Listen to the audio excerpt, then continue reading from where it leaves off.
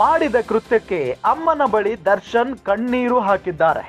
ರೇಣುಕಾಸ್ವಾಮಿ ಕುಟುಂಬಕ್ಕೆ ಸಹಾಯ ಮಾಡ್ತೀನಿ, ಹೊರಗೆ ಬಂದ ಮೇಲೆ ಸಹಾಯ ಮಾಡ್ತೀನಿ ಅಂದ್ರೆ ಹಾಗಾದ್ರೆ ದರ್ಶನ್ ನಿನ್ನೆ ದರ್ಶನ್ ನೋಡಲು ತಾಯಿ ಮೀನಾ ಅವರು ಜೈಲಿಗೆ ಬಂದಿದ್ರು. ಅಮ್ಮನ ಬಳಿ ಪಶ್ಚಾತ್ತಾಪದ ಮಾತುಗಳನ್ನ ಆಡಿದ್ದಾರಂತೆ ದರ್ಶನ್. ನನಗೆ ಸಾಯಿಸುವ ಮನಸ್ಸು ಇಲ್ಲಮ್ಮ, ನನಗೆ ಕೊಲೆ ಇಂಟೆನ್ಷನ್ನೂ ಇರಲಿಲ್ಲ. ಅವತ್ತು ಏನಾಯ್ತು ನನಗೆ ಅರ್ಥ ಆಗ್ತಿಲ್ಲ.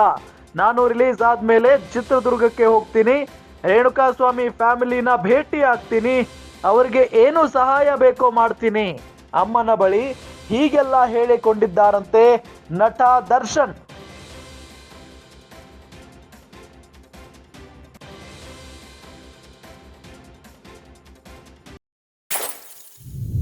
ರೇಣುಕಾಸ್ವಾಮಿ ಕುಟುಂಬಕ್ಕೆ ನಾನು ಸಹಾಯ ಮಾಡ್ತೀನಿ ಅಂತ ಹೇಳಿ ಅವರ ಅಮ್ಮ ಮೀನಾ ಅವರ ಬಳಿ ಕಣ್ಣೀರು ಹಾಕಿದ್ದಾರೆ ದರ್ಶನ್. ನಿನ್ನೆ ದರ್ಶನ್ ಅವರನ್ನ ನೋಡೋದಕ್ಕೆ ಬಳ್ಳಾರಿಯ ಕೇಂದ್ರ ಕಾರಾಗೃಹಕ್ಕೆ ತಾಯಿ ಮೀನಾ ಅವರು ಆಗಮಿಸಿದ್ರು. ಆ ಸಂದರ್ಭದಲ್ಲಿ ಬಹಳ ಭಾವುಕರಾಗ್ಬಿಟ್ಟಿದ್ದಾರೆ. ಅಮ್ಮನ ಬಳಿ ಪಶ್ಚಾತ್ತಾಪದ ಮಾತುಗಳನ್ನ ಆಡಿದ್ದಾರೆ. ನನಗೆ ಸಾಯಿಸುವ ಮನಸ್ಸು ಇಲ್ಲ, ನನಗೆ ಕೊಲೆ ಇಂಟೆನ್ಷನ್ನೂ ಇರಲಿಲ್ಲ.